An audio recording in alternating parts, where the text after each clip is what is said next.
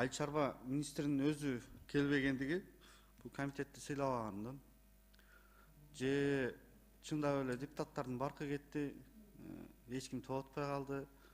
Анда өздөрүнө жараша мамиле кылыш керек да. Өздөрүнө жараша. Же булардын колу Кудайга жетип калса да башкача анда өздөрүнө жараша мамиле кылыш керек. Азыр мына интернетте окуп атасыңар, баардык жерде эле ушундай талкуу болуп атат. Айыл чарба министриндеги болуп аткан акыбал кырдаал. Кызмат алмаштыруу менен алек.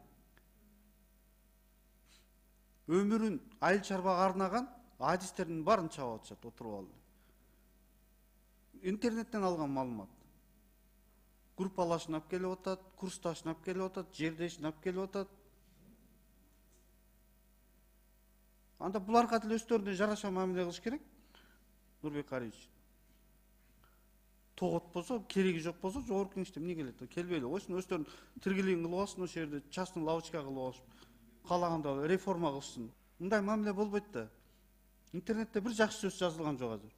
Өмүрүн айыл чарбага арнаган адистердин баарын чаптыңар отуруп алып ушул жерде.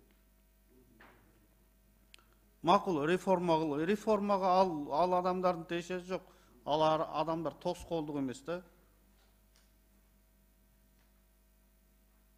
Келсин, мейли жакшылар келсин. Ага каршы эмеспиз, жаштар келсин. Убак срок жетип калган, пенсияга чыгып калгандар жашына узатса алар түшүнөсүң. Жаш иштеп аткан сон мыкты жигиттердин баарын чапып тастаган. Качан токтотобуз ушуну? Келген эле киши өзүнүн таанышын баарын жыйнап, армиясы менен кайра ал армиясын ээрчитип кетип, иштеп аткан адистерге тим койгула тийбеш керек да. Өздөрүнө жараша мамиле кылыш керек буларга да.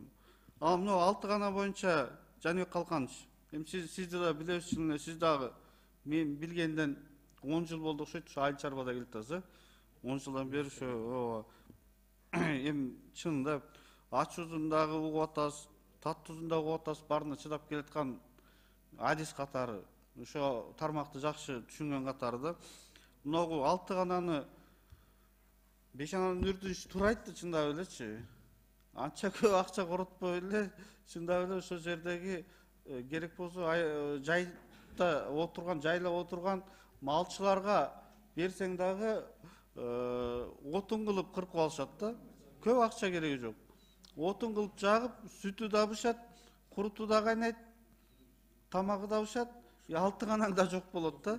Мындай логично да, мындай алып көрсөңчү. Анан азыр сиз химиялык жол менен жок кылабыз деп атпайсызбы? Расул байке артыңызда күлүп отурат.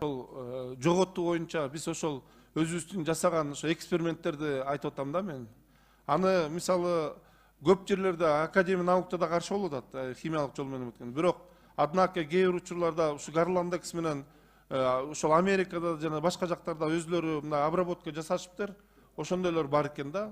Бул жерде биз химиялык жолду мындай деп айткан жокпуз, бирок негизи биздин ошол жасаган механикалык химиялык жолду айтып атабыз.